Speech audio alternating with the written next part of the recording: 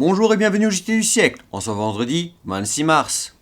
Le gouvernement démocrate-socialiste de Berlin avait envoyé 2 ministres dans la Ruhr pour parlementer avec les représentants des ouvriers en révolte. Les pourparlers viennent à se terminer par la capitulation complète du gouvernement. Celui-ci s'est engagé à se remanier lui-même pour donner plus de place en son sein à l'élément syndicaliste, à voter de nouvelles lois sociales favorables, on le comprend bien, aux seuls ouvriers. Il désarmera jusqu'au dernier les artisans du coup d'État et qu'il ne s'opposera pas à la formation d'une armée ouvrière destituée au maintien de l'ordre. Bref, ce ne sont plus un changement de personne, mais un changement de système qu'on va procéder à Berlin, sur l'injonction des travailleurs du plus puissant pays industriel d'Europe. Les Alliés n'auront rien à gagner, peut-être auront-ils beaucoup à perdre.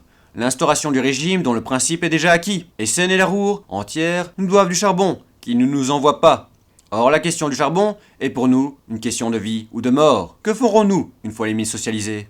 Les mineurs semblent s'efforcer de rejeter sur leur gouvernement les responsabilités de la grève qu'ils se préparent à déclencher. Lloyd de George déclarait par la voix de son secrétaire que le gouvernement n'avait rien à ajouter aux conditions qu'il avait exposées, mais qu'il serait personnellement heureux de recevoir les délégués mineurs à n'importe quel moment. Le ministre a renouvelé ce matin son invitation, et une entrevue a eu lieu, effectivement, entre lui et les mineurs, à Downing Street, à 11h30. Le Daily Herald, d'autre part, déclarait ce matin tenir de sources sûres que le War Office avait préparé un plan qui avait reçu l'approbation du gouvernement et qui consistait, en cas de grève, à affamer les mineurs en établissant autour des centres miniers un cordon de troupes. Un véritable blocus serait ainsi réalisé. Aucune personne ni denrée ne serait autorisée à franchir ce cordon. Les délégués mineurs se sont réunis à nouveau cet après-midi, après l'entretien avec le Premier ministre, mais à 6h30 la conférence est ajournée, à demain, sans avoir, semble-t-il, pris de décision ferme.